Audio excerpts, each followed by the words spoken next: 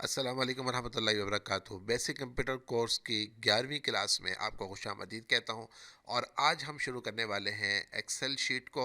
MS office का जो अगला वर्जन है जिसको हमने कहा था कि हम डिस्कस करेंगे, एक्सेल शीट के बारे में आज हम बात करेंगे।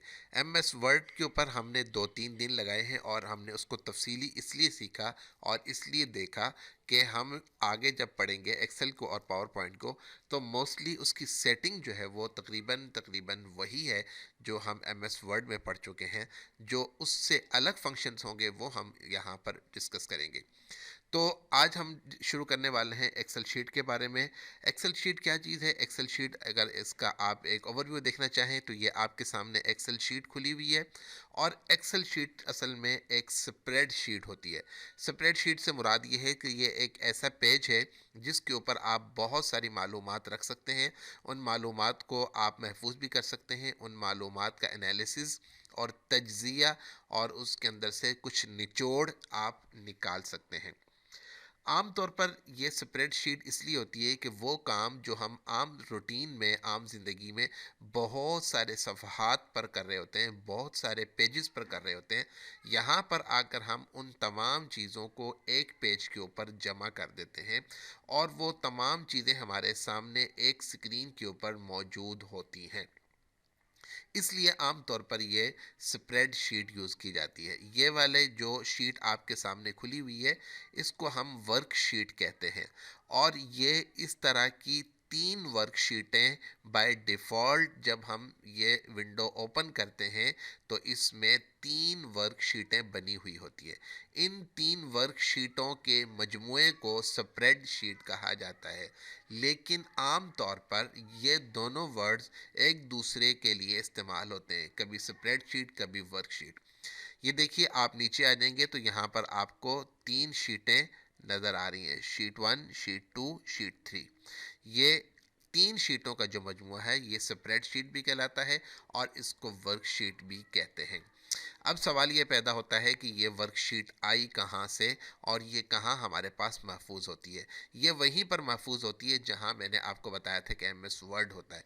अगर आप नीचे सर्च बार में आ जाएं और यहाँ पर आकर लिखें एक्सेल, EXCEL, तो आपके सामने एक्सेल, माइक्रोसॉफ्ट एक्सेल के नाम से एक शीट या एक रिज़ल्ट ज़ाहिर होगा। आप इसके ऊपर क्लिक करेंगे तो आप इसी पेज के ऊपर पहुंच जाएंगे।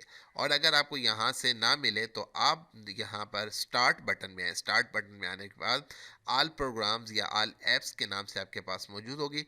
यहाँ पर सर्च करें आपके पास माइक्रोसॉफ्ट ऑफिस कहाँ पे है।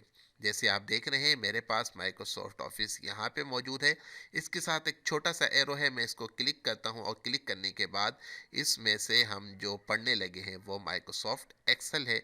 आप उसको क्लिक करेंगे और आप इस शीट के ऊपर आ जाएंगे।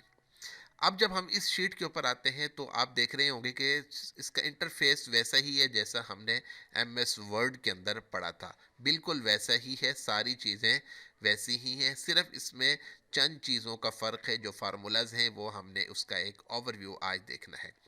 यहाँ पे 2-4 बातें पहले हम स्टार्ट में सीख लेते हैं, फिर हम इसमें आगे बढ़ेंगे। यहाँ पर आपने ये पढ़ लिया हुआ था कि इसको कौन सी बार कहते हैं और ये रिबन बार होती है और ये क्या चीज़ें होती हैं, ये सारा कुछ हम पढ़ चुके हैं। यहाँ पर ये देखिए कि ये फाइल की जो ऑप्शन है, फाइल की ऑप्शन पे जब आप क्लिक करते हैं तो आपके पास ये वाली एक टैब ओपन हो जाती है। इसको एक्सेल में बैक स्टेज व्यू कहते हैं। एक्सेल की ज़ुबान में या कंप्यूटर की ज़ुबान में एक्सेल के अंदर इस पेज को बैक स्टेज व्यू कहते हैं। इस बैक स्टेज व्यू के अंदर आपने देखा कि जब हम कोई फाइल, जैसे हमने वर्ड में पढ़ा था कि सेव करना हो तो हम उसको सेव कैसे करते हैं। और सेव एज की ऑप्शन भी है इसमें। वर्ड के अंदर भी ये ऑप्शन थी। सेव एज की ऑप्शन हमें क्या फ़ायदा देती है? फॉर एग्जांपल अगर हमने वर्ड में या इसमें एक्सेल में हमने काम किया और वर्ड के अंदर जो हमने काम किया, मैं उस काम को महफूज करके किसी दूसरे शख्स के पास जाता हूँ, लेकिन उसके पास तो वर्ड इंस्टॉल ही नहीं है, डाउनलोड ही नहीं है। तो मैं क्या करूँगा, अपनी उस फाइल को यहाँ से किसी और फॉर्मेट में किसी और तरीके के अंदर महफूज करूँगा।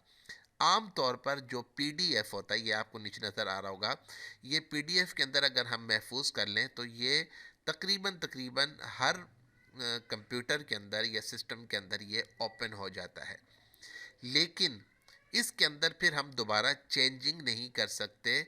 मैं खुद चेंजिंग कर सकूंगा अपने सिस्टम के अंदर, जहाँ पे मेरे पास ये वर्ड और एक्सेल महफूज होगा, लेकिन दूसरे के सिस्टम में जब मैं जाऊंगा तो वहाँ पर इसमें एडिटिंग नहीं कर सकता। अब यहाँ पर एक बात और ध्यान में रखें, जब हम एक्सेल में काम करते हैं तो एक्सेल में काम करते हुए हो सकता है कि हम इस वक्त जो काम कर रहे हैं वो हमारे पास 2010 का वर्जन है जो हम यूज़ कर रहे हैं।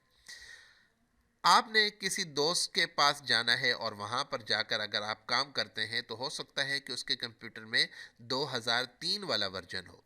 तो 2003 वाला अगर वर्जन है तो हम क्या करते हैं, आम तौर पर अपनी जो फाइल होती है उसको महफूज कर लेते हैं XML के अंदर। ये आप थोड़ा सा नीचे आएंगे तो आपको यहाँ पर नज़र आ रहा होगा XML। इसका फ़ायदा ये है कि अगर आप इन दोनों में से किसी के अंदर भी महफूज कर लेते हैं तो आपकी ये फ़ाइल दूसरे किसी भी सिस्टम में जाकर ओपन हो सकती है, चाहे उसके पास कोई भी पुराना सा पुराना वर्जन होगा, आपकी ये फ़ाइल वहाँ पर ओपन हो जाएगी और आप वहाँ पर इस पर काम कर सकते हैं। इसमें एक और बात भी जो जहन में रहने वाली है वो ये है कि अगर हम इसमें से किसी ऐसे काम के ऊपर दो चार अफराद मिलकर काम कर रहे हैं तो यहाँ पर एक ऑप्शन ये भी है कि आप इसको सेव करें और सेव करने के बाद आप इस फाइल को अपने दोस्तों के साथ शेयर करें। आप उनको मेल भी कर सकते हैं, आप उनको वेबसाइट के ऊपर भी भेज सकते हैं, आप किसी भी तरीके से उनसे अपनी बात को शेयर कर सकते हैं। ये बात आप MS वर्ड में भी कर सकते हैं, यहाँ पर भी कर सकते हैं, और आगे पावर पॉइंट पढ़ेंगे उसमें भी हम ये काम कर सकते हैं। और इसमें सेम वही चीज़ है कि अगर आप पहली दफ़ा यहाँ पे काम कर रहे हैं और आप एक ब्लैंक पेज जब लेते हैं, वहाँ पर आपको काम के बारे में इल्म नहीं है, तो आप यहाँ से कोई टेम्पलेट लेके उसके ऊपर भी चेक कर सकते हैं कि यहाँ पर कैसे काम होता है। हम दोबारा से वापस आते हैं और दोबारा वापस आने के बाद हम देखते हैं कि ये वाली क्या चीज़ है। इसमें सबसे पहले जो आप देख रहे हैं, अगर हम लेफ़्ट से राइट या राइट से लेफ़्ट की तरफ आ जाएं तो ये हमारे पास कॉलम कहलाते हैं, सारे कॉलम है। ये हमारे पास कॉलम है, ये पूरी लाइन। और अगर हम ऊपर से नीचे की तरफ आएँ तो इसको हम रो कहते हैं। ये ऊपर से नीचे की तरफ रो, ठीक है, ये सारी रो हैं। और यहाँ से अगर हम उस तरफ को देखें तो ये कॉलम कहलाते हैं।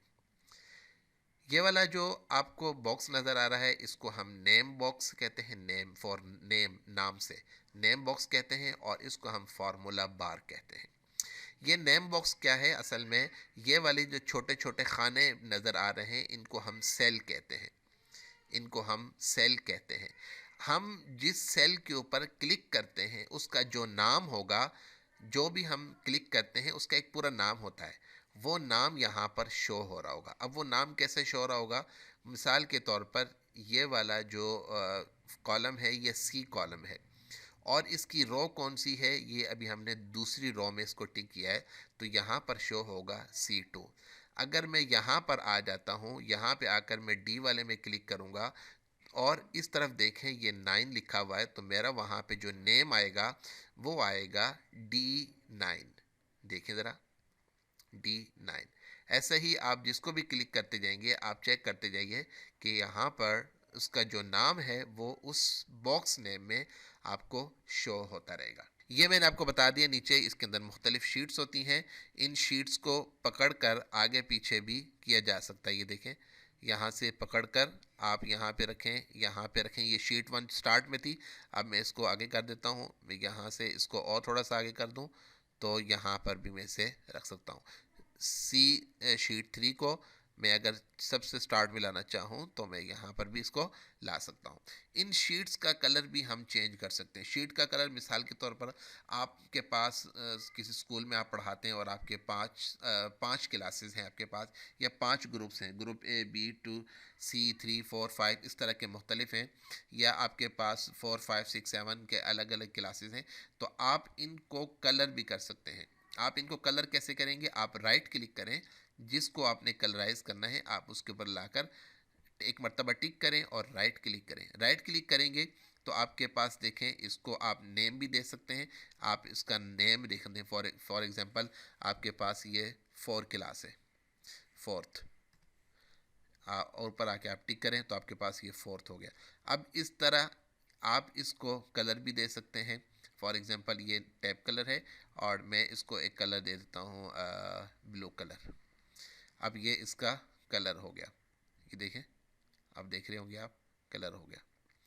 अब मैं इसको चेंज कर देता हूँ और इसका नाम मैं रख देता हूँ फिफ्थ, और इसको हम कलर दे देते हैं।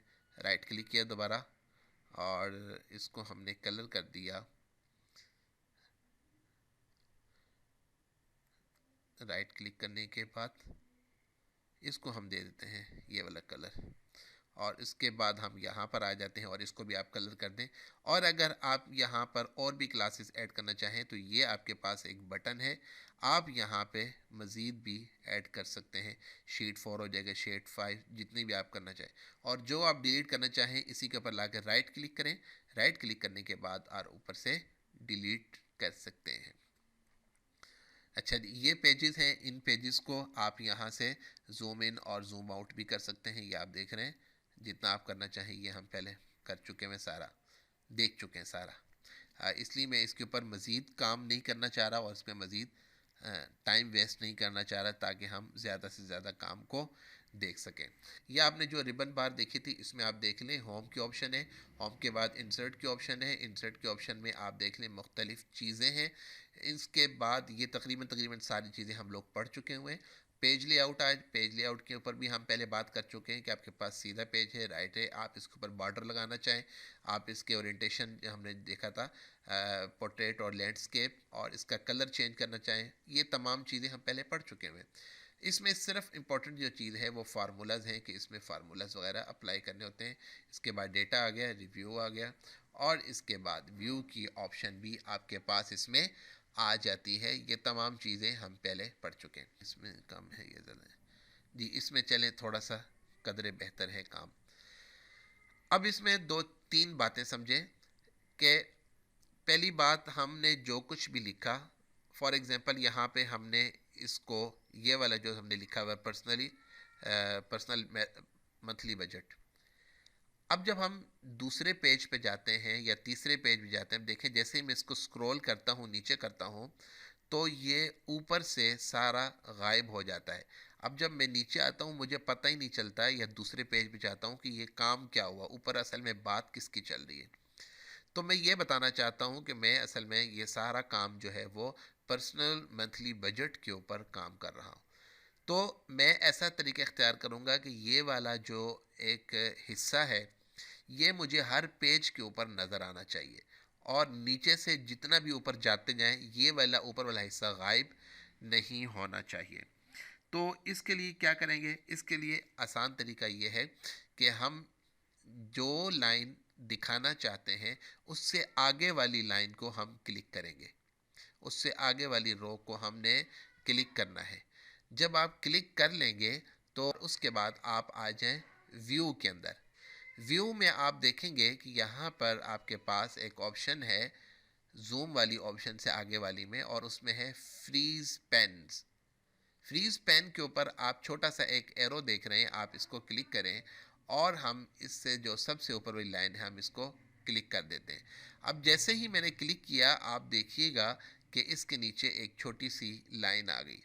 अब मैं जितना नीचे जाता जाऊंगा आप देखें कि वो लाइन वहीं पर मौजूद है, जबकि नीचे वाला जितना डेटा है वो ऊपर नीचे जा रहा है। अब मैं 3 पेजेस पे चला जाऊँ, 4 पेजेस पे चला जाऊँ, 5 पेजेस पे चला जाऊँ, लेकिन ये ऊपर वाला हिस्सा मेरे पास महफूज रहेगा। और इसको ख़त्म करने का तरीका यही है कि मैं दोबारा अगली लाइन को सेलेक्ट करूँगा, और अगली लाइन को सेलेक्ट करने के बाद दोबारा व्यू में जाऊँगा और फ्रीज पेन्स के ऊपर क्लिक करूँगा तो ऊपर अनफ्रीज लिखा हुआ है, मैं उसको अनफ्रीज कर सकता हूँ।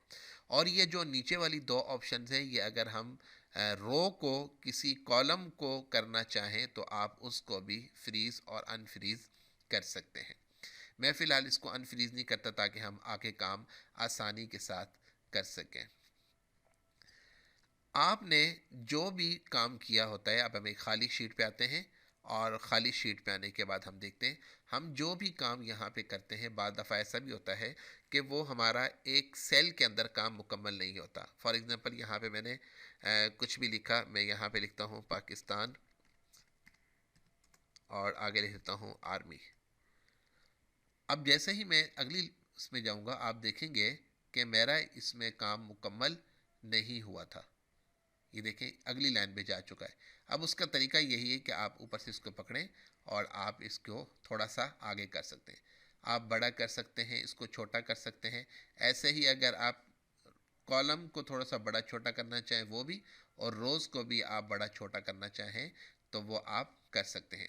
और अगर आपने यहाँ पर कोई कॉलम को ऐड करना है तो आपने सिंपल ये जो ABCD लिखा हुआ है इसके ऊपर, या अगर आप इस तरफ से कोई कॉलम का ऐड करना चाहते हो तो आप यहाँ से क्लिक करेंगे और यहाँ से क्लिक करने के बाद इंसर्ट की ऑप्शन में आएंगे और इंसर्ट की ऑप्शन में आने के बाद आप इसमें देखिए कि आप इसमें क्या चीज़ ऐड करना चाहते हैं।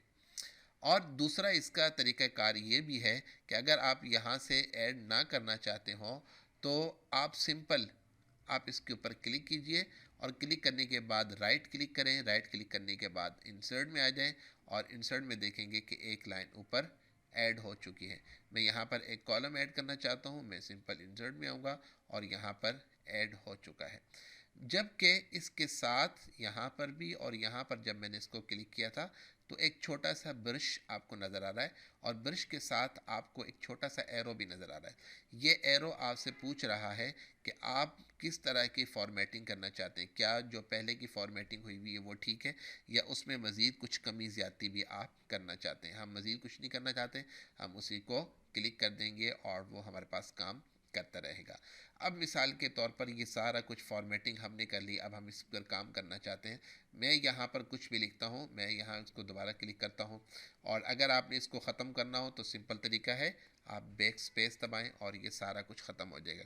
मैं यहाँ पे सीरियल नंबर देना चाहता हूँ। सीरियल नंबर के बाद मेरे पास स्टूडेंट नेम है और उसके बाद ये मैं एक क्लास का रिज़ल्ट बनाने लगा हूँ आपके सामने। स्टूडेंट नेम के बाद जो है उनके सब्जेक्ट्स हैं, फॉर एग्ज़ाम्पल उर्दू है और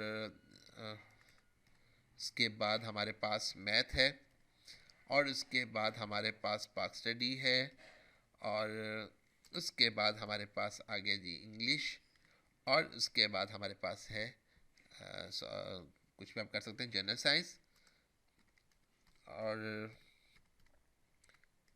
उसके बाद हमारे पास आ गई इस्लामियात और उसके बाद बस यहाँ पे हम टोटल इतना ही काफ़ी है हमारे।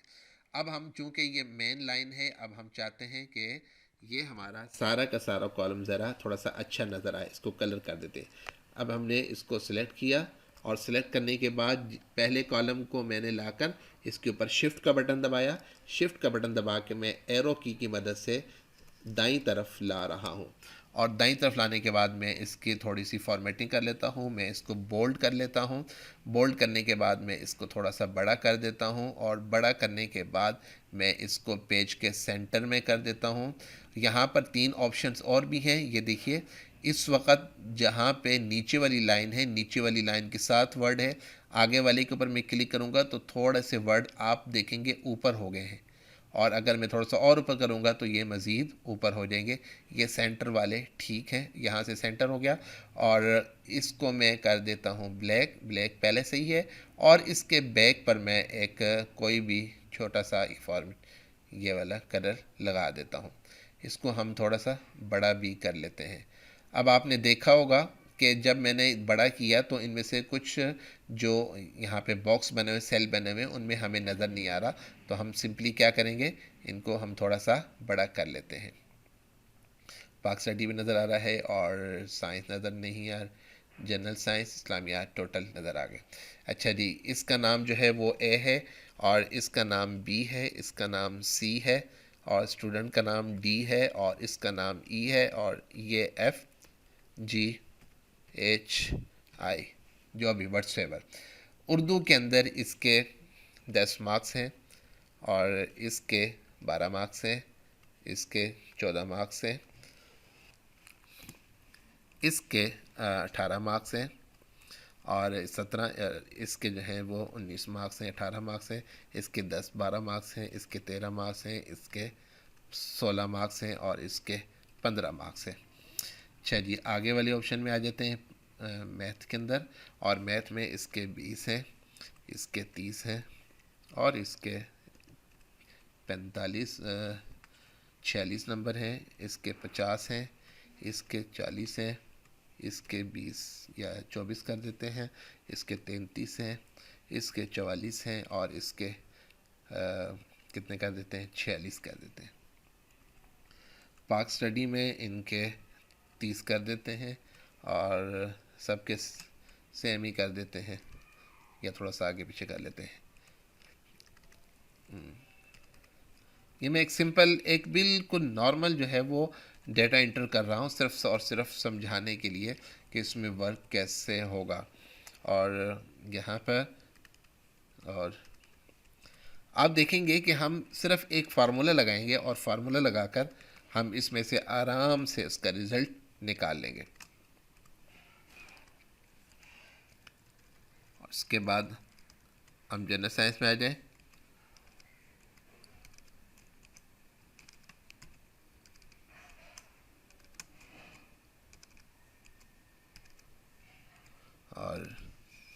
और इसके बाद इस्लामियात में हम सबको 44 नंबर देते हैं।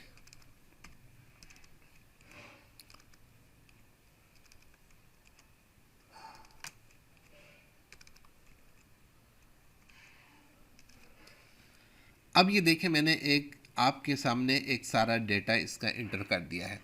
अब मैं ये देखना चाहता हूँ कि इस स्टूडेंट के, जो ए वाला स्टूडेंट था, इसके टोटल मार्क्स कितने हैं।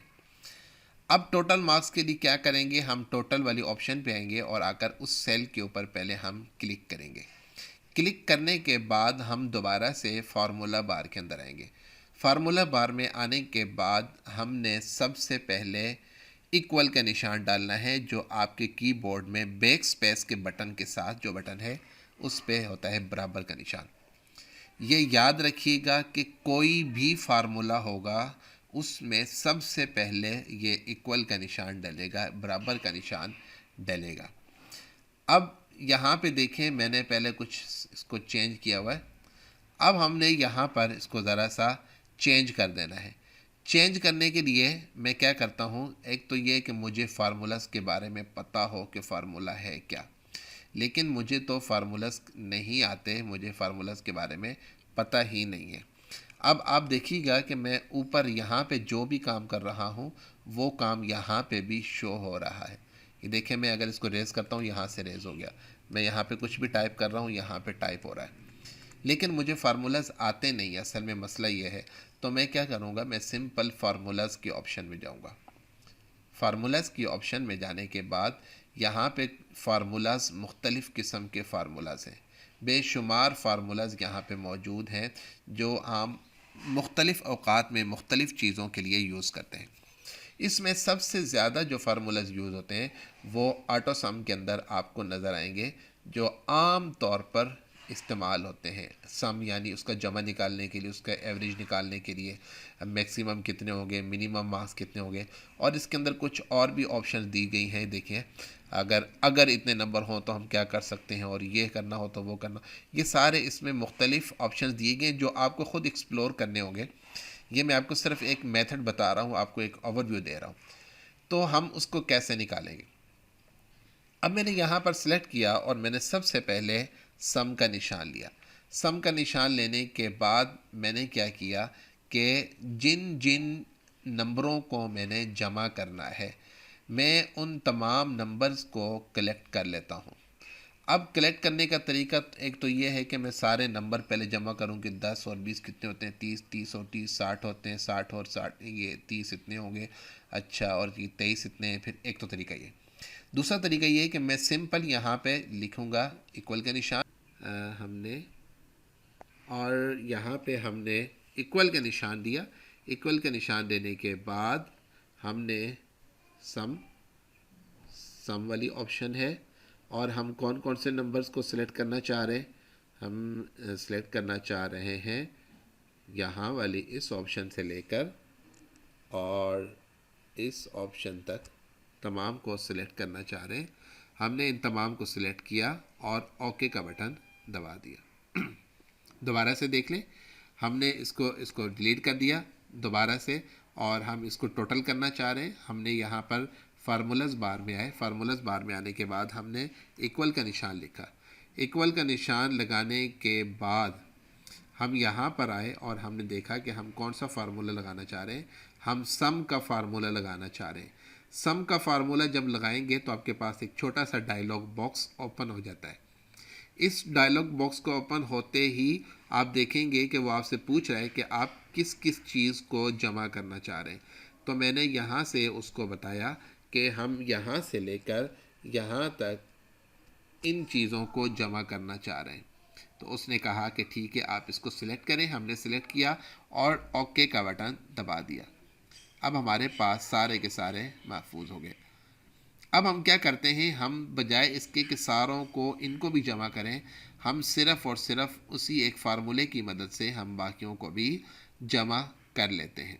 अब बाकियों को कैसे जमा करेंगे, उसका एक तरीका तो ये है जो मैंने अभी आपके सामने किया। वो तरीका क्या है कि ये देखें, ये एक छोटा सा आपको एक बॉक्स कह लें, आप एक छोटा सा निशान कह लें, ये आपको नज़र आ रहा है।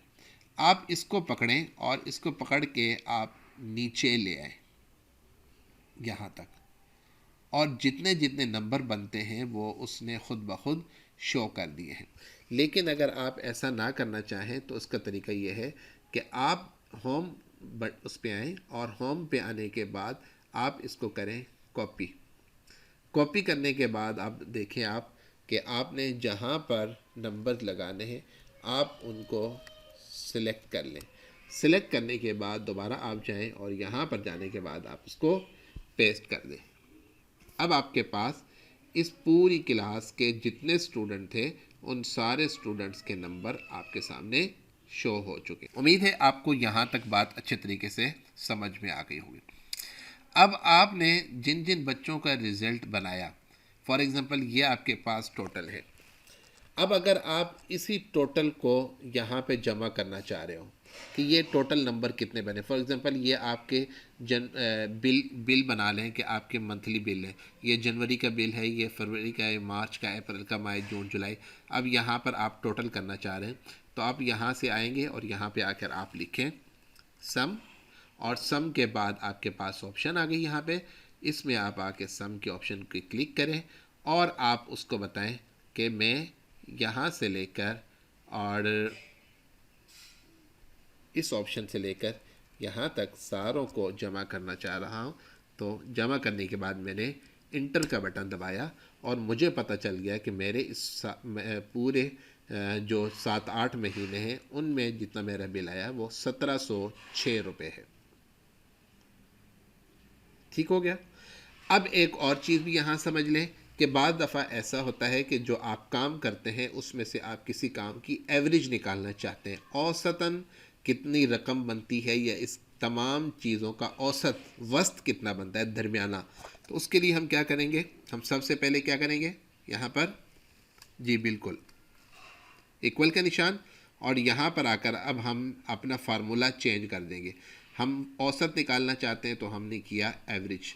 एवरेज करने के बाद वो पूछता है कि आपने कौन सी रकम का एवरेज निकालना है। हम कहते हैं कि ये जितना भी महीने के हमारे बिल आए थे हम इनमें से हर एक का औसत निकालना चाहते हैं कि औसतन हम कितने पैसे खर्च कर रहे हैं। हमने ये करने के बाद ओके किया। ओके करने के बाद उसने बताया कि 189.5556 आपका औसत बनता है। या अगर आप यूँ समझ लें कि अगर ये आपके तमाम बच्चों का रिज़ल्ट है तो आप ये कह सकते हैं कि आपके बच्चे का एवरेज जो रिज़ल्ट आ रहा है आपकी क्लास का वो 189 आपकी क्लास का रिज़ल्ट आ रहा है। तो ये बिल्कुल सिंपल से फार्मूलाज हैं जो आप यहाँ से जब आप क्लिक करते हैं तो क्लिक करने के बाद आप यहाँ से उनके फार्मूलाज वगैरह चेंज कर सकते हैं, और जैसे ही आप फार्मूला चेंज करते हैं आपके पास उसी से रेलिवेंट जो चीज़ आपको चाहिए हो वो आप यहाँ से चेंज कर सकते हैं। और दूसरा तरीका मैंने आपको बता दिया कि आप फार्मूलाज में आए, फार्मूलाज में आने के बाद आपके पास बेशुमार यहाँ पर फार्मूलाज के फंक्शंस हैं जो मुख्तलिफ़ अवकात में मुख्तलिफ़ चीज़ों के लिए इस्तेमाल होते हैं। जैसे टेक्स्ट के अंदर बहुत सारी चीज़ें इस्तेमाल होती हैं, डेट एंड टाइम में इस्तेमाल होते हैं। फॉर एग्ज़ाम्पल आपने बहुत सारी चीज़ें ऐसे कलेक्ट की जिनमें मुख्तलिफ़ डेट्स का इस्तेमाल हुआ है, तो आप उन डेट्स के इस्तेमाल करते हुए आप उसे बता सकते हैं कि फ़लाँ डेट से लेकर फ़लाँ डेट तक मेरा जितना इसमें सरकम है वो सारा का सारा सर्कल वो मुझे बताएंगे। इसमें मैंने ज़्यादा से ज़्यादा कितना ख़र्च किया, कम से कम कितना ख़र्च किया। इसी तरीके से अगर आप उसको टाइम के हिसाब से बताना चाहें कि फ़लाँ तारीख से लेकर फ़लाँ तारीख तक वो कितना हुआ, या फ़लाँ दिन से लेकर फ़लाँ दिन तक, ये देखिए हर चीज़ इसमें घंटों का, मिनटों का, मंथ का और हर एक चीज़ का सेकंड के हिसाब तक का उसमें उसने बताया है कि आप उसमें जो कुछ भी करना चाहते हैं वो आपको यहाँ से पता चल सकता है।